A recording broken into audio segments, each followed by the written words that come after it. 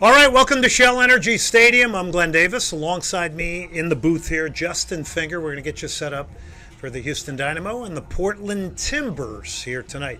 Would you like me to start with a song? I could do Start Me Up or maybe Born to Be Wild by Steppenwolf, but we won't do that. All right, Dynamo come into this one in Major League Soccer 0-1-1.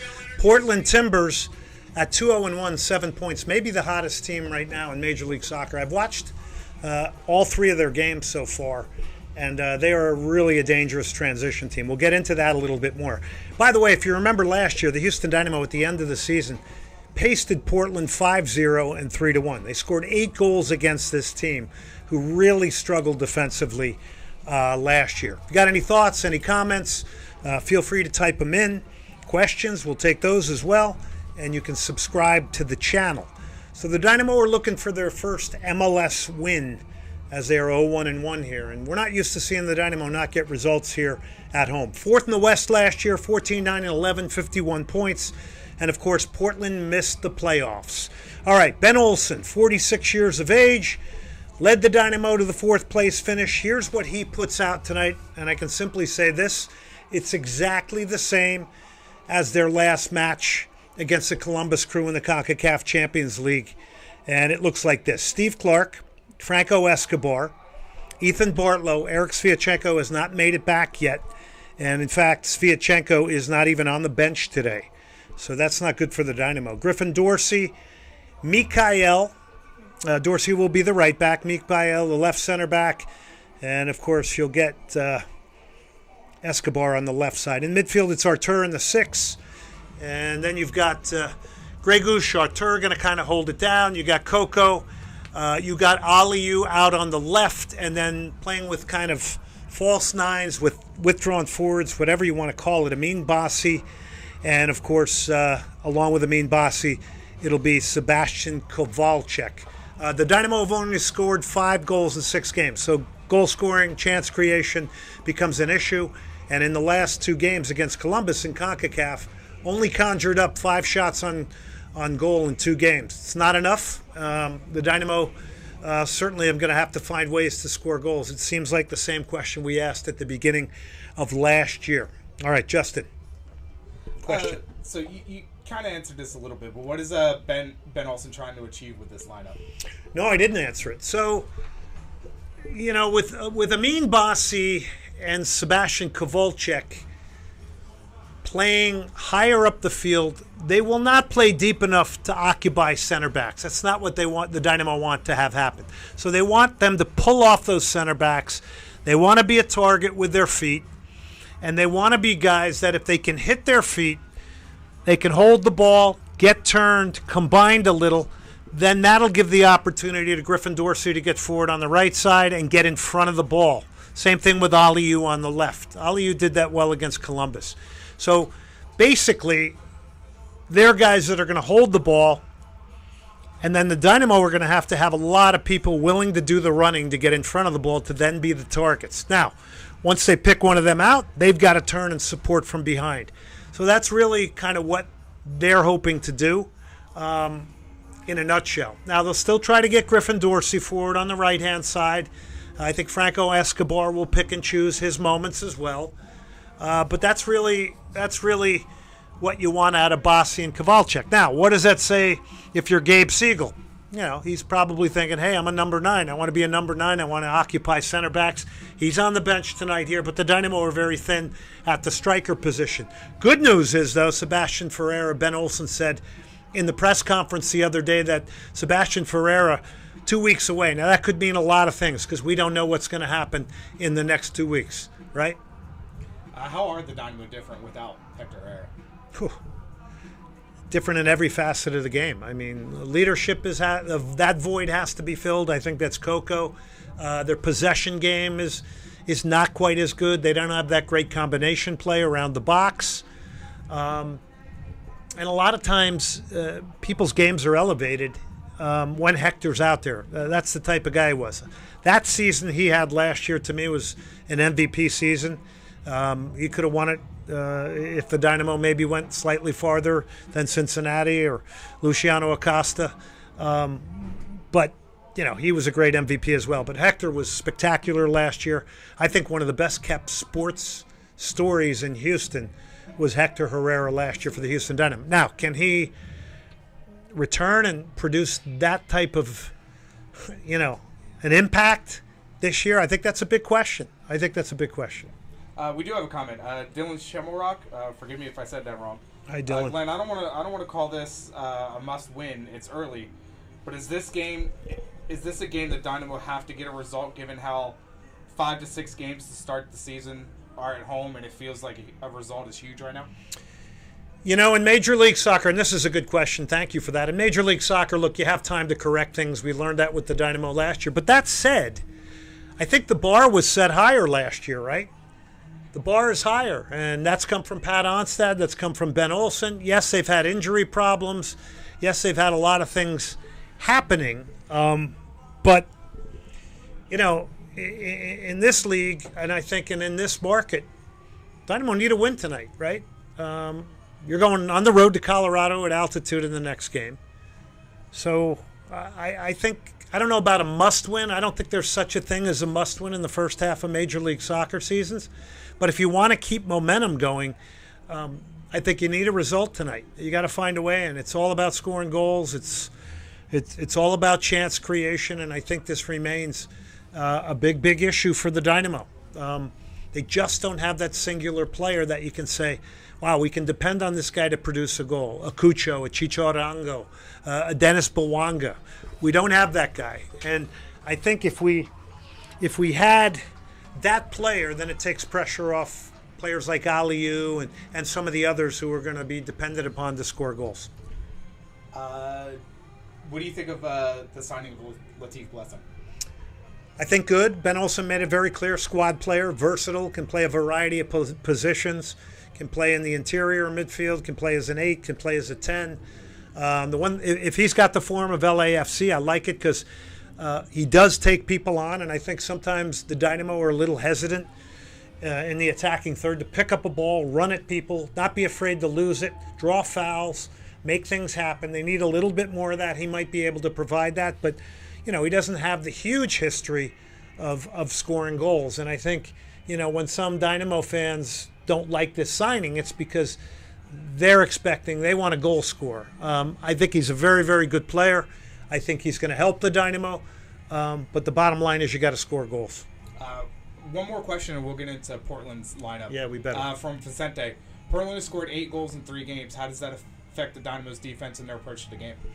Good question. This is one of the best transition teams in the league. But let me tell you what Phil Neville's also done.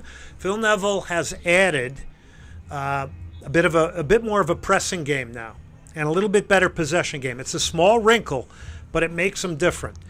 But the Dynamo, when they lose the ball tonight, especially if they're high up the field, they got to be really careful because these guys, Dairon Asprilla, Evander, Santiago Moreno, Anthony, these guys can run. And they can get behind you in the blink of an eye. And, yes, they are hot. They are confident. They do have 8 goals in their first 3 games, which, by the way, is only second to Miami in the entire league. They're number 1 team in the West. So, look, it's only 3 games in. It's early days. It's only 2 for the Dynamo. But that transition game tonight is very important. And you got to look at guys like Artur and Gregush. You're going to have the timely professional fouls. And you're going to have a team that is really going to have to bust their tail to recover here tonight against a very explosive, hard-running front 4 players here, which is as hot a team as anybody in the league with goal scoring. On to Portland. Yes, all right, Maxime Crépeau came over from LAFC, Canadian International. He'll get the start in goal. Juan Muscara. Dario Zuparic will get the start over Zach McGraw, who played in the last game. Kamal Miller, now that's a big signing coming over from Inter Miami. If you remember here in Houston, right here at Shell Energy, Kamal Miller got his debut for Inter Miami. He's left the Inter Miami Messi situation. He's come to Portland. Now, I heard him in an interview this week where he said, Portland knows my intentions. My intentions are to get to Europe. Portland is going to help me do that, and in the meantime, I am going to help the Portland Timbers achieve. He played at Syracuse, played all 3 games in the World Cup for Canada. Eric Miller will be the left back. those are basically the only two Americans, or Canadians you see on the field. So you got Diego Chara, ridiculous. I mean, what is he? 343 games, ridiculous Iron Man. This guy's 37 years old and is still running like a youngster. I mean, he's not 37-year-old, sitting high up the field and not doing a lot defensively. This guy still hunts the ball, chases people down. Would be nice to get him in early yellow card trouble. Him and Christian Paredes kind of hold it down for them. And then you got Evander, who played at Midtjylland, scored that ridiculous goal against New York City FC. Game winner that came in the 97th minute, which was late show at Yankee Stadium. Anthony has been scoring goals. He's got 3 goals.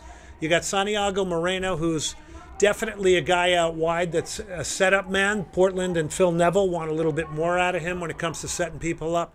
And then Dairon Asprilla, he can go and look for the ball out wide. He can look for it in the channel. Plus, he can get into the penalty area.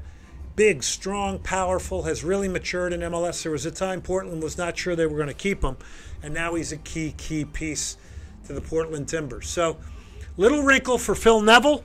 I think if there's Manchester United fans out there, you remember Phil Neville at 47 years of age for all his time at Manchester United. 10 years there, 6 Premier League titles under Alex Ferguson, won a Champions League over Bayern Munich in that late show. That was unbelievable. And Lothar Matthäus was waving his towel, and they came back to win that game. But he's had an interesting coaching sojourn. He coached the English women's national team, transferred over to Inter Miami, finding new life in Portland, and has added a nice wrinkle taking over after Gio Savarese was let go. We got anything else, Justin? Is there real pressure on the Dynamo, given that this is only their 3rd game? I think that's very subjective for all of us.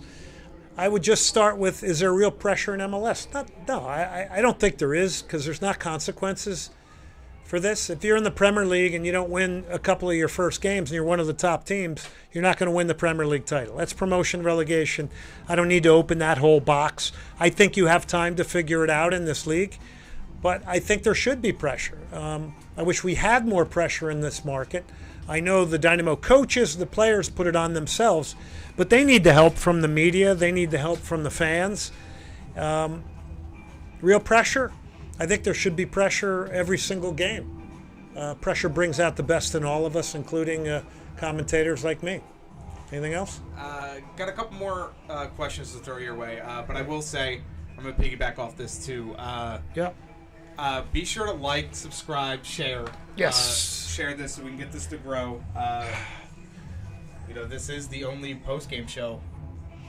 Pre and post. We're 5 to 7 minutes after the final whistle tonight. We're going to come back on. I'm doing this because I think there's a need for it.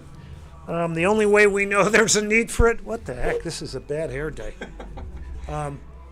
The only way we know we're effective here is if we get subscribers and we get people listening and asking questions, and you really want this, okay? If you don't want it, we can go away real quick, and we can just leave it up to Soccer Matters, which is now every Monday, 6 Central Time, and Wednesday, 6 Central Time. So, I'm really hoping that you guys will push me. I'm hoping that you guys will subscribe to all our channels. That's Spanish language radio next to us. You're getting an intimate look at Danny Mejia over there, and I'm not sure who's partnering with him tonight, but that's Tudane next door. So, we set that up so you could eavesdrop on them. Anything else? Yeah. A couple quick questions for you. Since Portland has won on the road already this season, like you said, against NYCFC, what did the Dynamo have to deal with today? Well, again, a very good transition team, a team that will press also, but a very good team when the ball turns over. They put it in overdrive. The front four is very, very dangerous. I'll mention it again. Asprilla, Moreno, Evander, Anthony. This is a team that's heavily influenced with South Americans. If I look at the lineup here right now, you got 1, 2, 3, 4, 5, 6, 7 out of your 11 players are from South America. I would say the Dynamo are pretty heavily South American, with a little Mexico and Central America tossed in as well. it is pretty fair to say there's not a lot of Americans playing in this game today. I mean, there'll be some for sure, but it's heavily South American. There's a big pipeline there now for Major League Soccer. A lot of Colombians on Portland, and Portland's got a new coach, and Phil Neville's been very excited. He's energized everybody. Another thing is they don't have Eric Williamson in the starting lineup, and he's on the bench, but that's getting a new player because he had an ACL injury, and he is a very good American player that played at Maryland and was on the fringe of the national team and everything. So once they get him going off an ACL, and he's been getting minutes sporadically, he's going to be a big help, and he's going to add depth to their midfield. One more question for you, and I got one comment, and we'll wrap this up. All right. What type of team do you see in Portland today? What type of team do I see?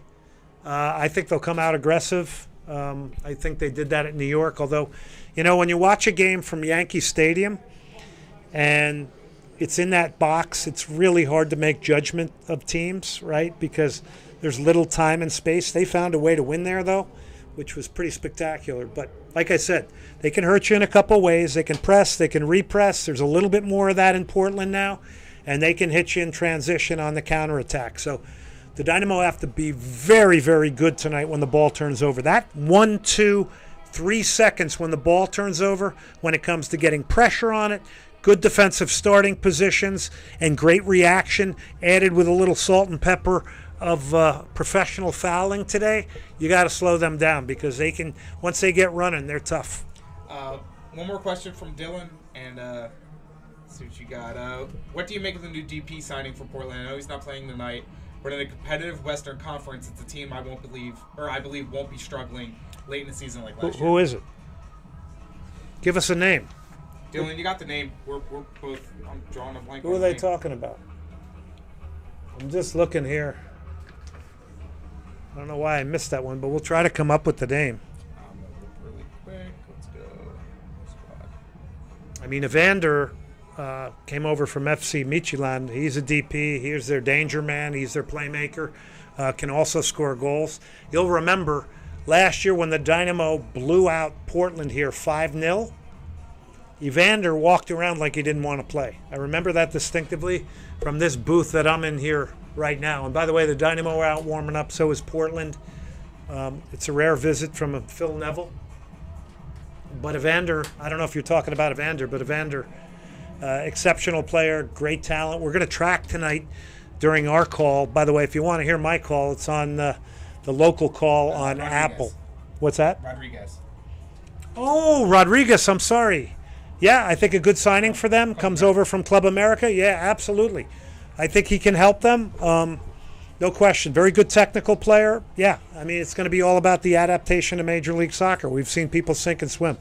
But I do like Rodriguez, so let's see what happens when he gets to Portland. But they did have to spend some DP money to get him, right? Yeah. All right? Yeah. What do we got? Anything else? No, that's all right. Yeah.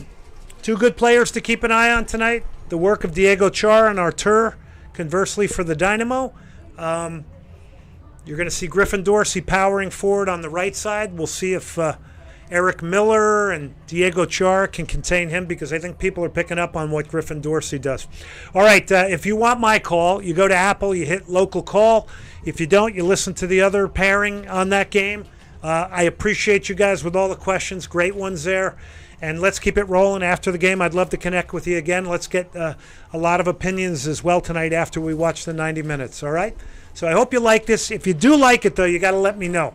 There's a lot of effort to get this going at the stadium.